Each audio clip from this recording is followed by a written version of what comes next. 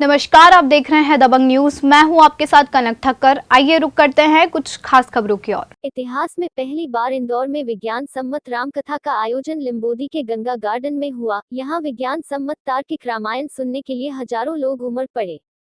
अंतर्राष्ट्रीय कवि, इंदौर की शान प्रोफेसर राजीव शर्मा ने श्रद्धालुओं को इस कदर अपनी वाणी से बांधे रखा कि एक पल, एक क्षण के लिए भी किसी श्रोता का ध्यान रामकथा से नहीं भटका। भाव में भक्ति गीतों की इस दौरान प्रस्तुति हुई, जिसमें श्रद्धालु जमकर झूम उठे। इतना शानदार श्रीराम कथा का आयोजन आज तक इंदौर में नहीं हुआ, जिसमें श्रीराम जी की पूरी कथा को विज्ञान सम्मत तार्किक तरीके से बताया गया हो। देखिए किस कदर श्रद्धालु राम भक्ति में डूबकर मां सरस्वती के पुत्र कहलाने वाले प्रोफेसर राजीव शर्मा के मुख से राम कथा सुनकर झूम उठे।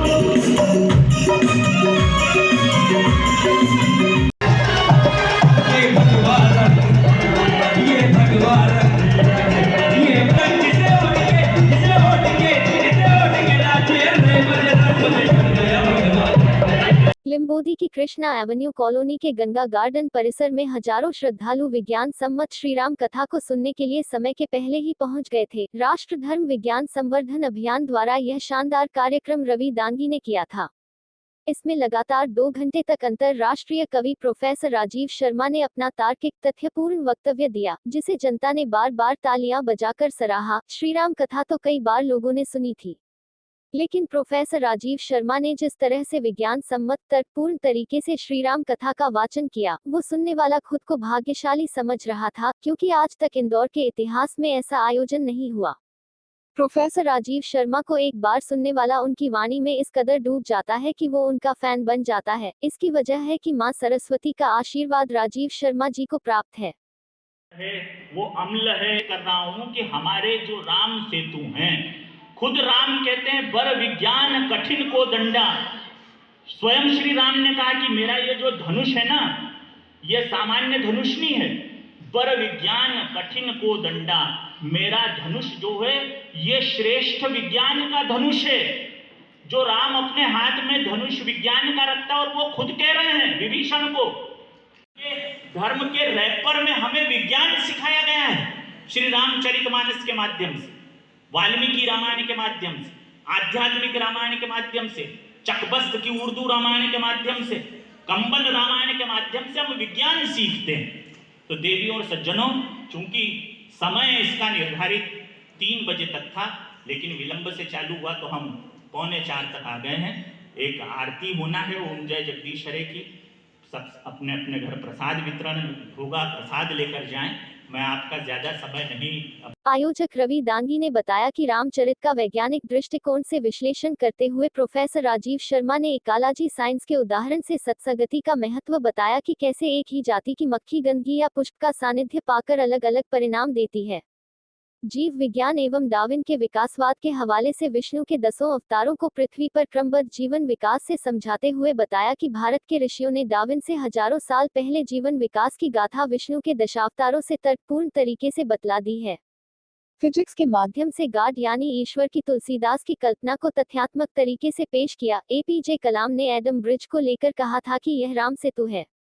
नासा व समुद्री विज्ञान अनुसंधान केंद्र की रिपोर्ट के हवाले से प्रोफेसर शर्मा ने राम सेतु के निर्माण का वर्ष एवं तारीखें भी बताई। लंका कांड में स्वयं राम ने अपने धनुष को श्रेष्ठ विज्ञान कहा है।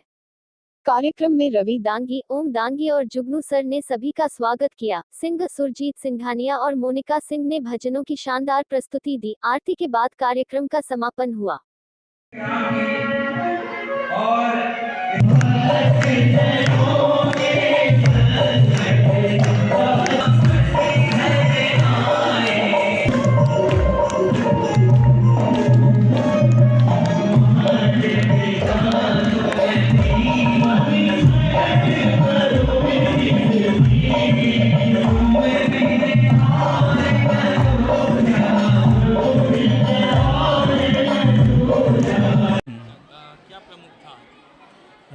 श्री रवि दांगी मित्र मंडल द्वारा धर्म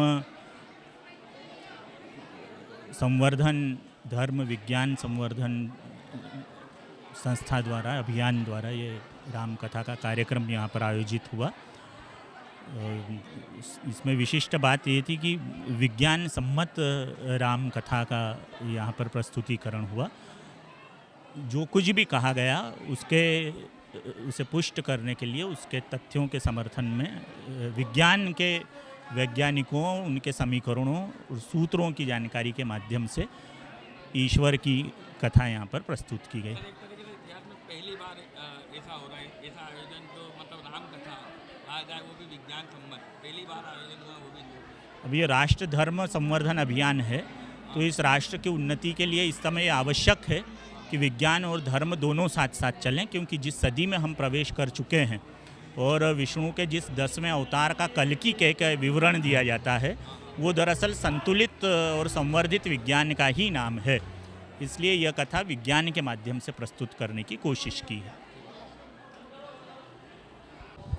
श्री कृष्ण एवेन्यू रहवासी संघ के अध्यक्ष ठाकुर रवि दांगी द्वारा इस कार्यक्रम का आयोजन किया गया है।